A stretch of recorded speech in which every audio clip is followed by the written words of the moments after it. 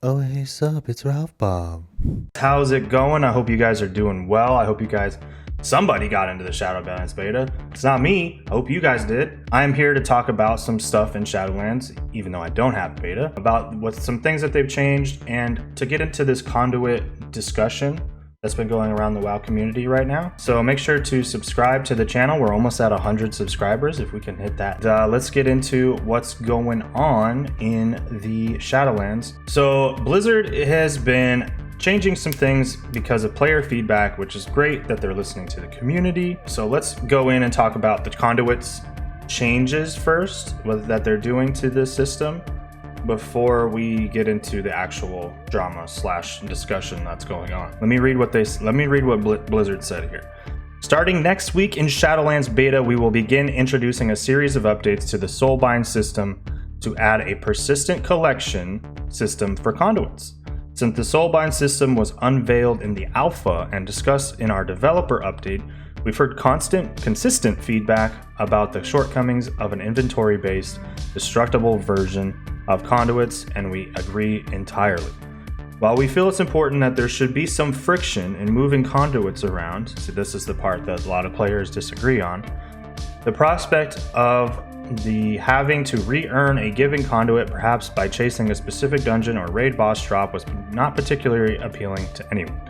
However, simply removing destructibility without making other changes would have created an inventory management nightmare, especially for players who enjoy playing multiple specs. Once this new system is in place, Conduits will work like this. Conduits will continue to be items that can be earned from a wide variety of endgame content, dungeons, PvP, raids, reputations, world quests, and so on.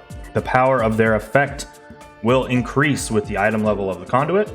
Instead of placing a Conduit directly into a given Soulbind tree, you'll bring it back to your Sanctum, where you can add it to a permanent collection. There will be more than one source for these Conduits to increase flexibility in acquisition and accessibility across different playstyles. Earning a more powerful version of a Conduit you already have will simply upgrade that Conduit in your collection. At its core, the Soulbind system aims to give you the freedom to essentially build your own talent tree for yourself. Each Soulbind offers a range of fixed, universal traits closely themed to that Soulbind's nature, and there are many open slots throughout the tree that effectively serve as wildcards, allowing you to insert Conduits to customize each Soulbind to suit your playstyle and preferences. A given Conduit can only be used once per Soulbind, though the same Conduit can be added into different Soulbinds trees without restriction. This does not require earning more than one copy of the Conduit. Once it's in your collection, you can place it how you want. If you want to rebuild your Soulbind trees once per week, you will be able to clear all of the Conduits with a separate cooldown per Soulbind. But once you've decided on your desired Conduit placements, we want to ensure that the system offers as much flexibility as other existing talent systems.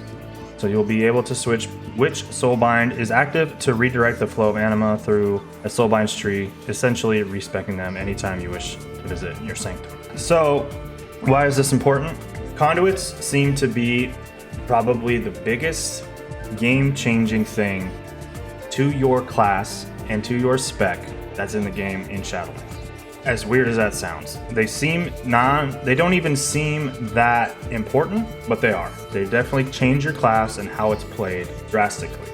They're not as big as having abilities like the Covenants. They're not as big as having legendaries, but these things are very important to how your class is going to work in Shadowlands. The cool thing is we can just go out and collect them like how we did with essences in Battle for Azeroth. Go out, collect them, add them to our library, and we can pick and choose which ones we want to use, when we want to use them, except if we want to clear the Conduits off of our Soulbind tree, off of our talent tree, we have to wait a week. This is going to be a problem, I would imagine, because if you want to respec your character, not from raid boss to raid boss, but if you're going in as a healer and you want to use the same Soulbind tree for your enhancement set or for your tank set for some reason, and you want to clear those Soulbinds off, you have to wait a week. Essentially, what you have to do is use all 3 of the Soulbinds for your different specs, and kind of just pick and choose which one's the best. But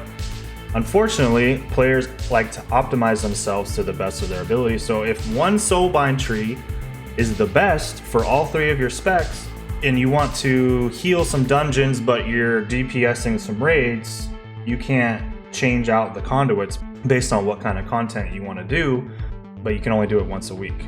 It's kind of restricting in a weird way that doesn't really make sense, because if I want to go in and tank some dungeons and have the same soulbind tree for when I do DPS later, I don't know why I can't reset my conduits that way.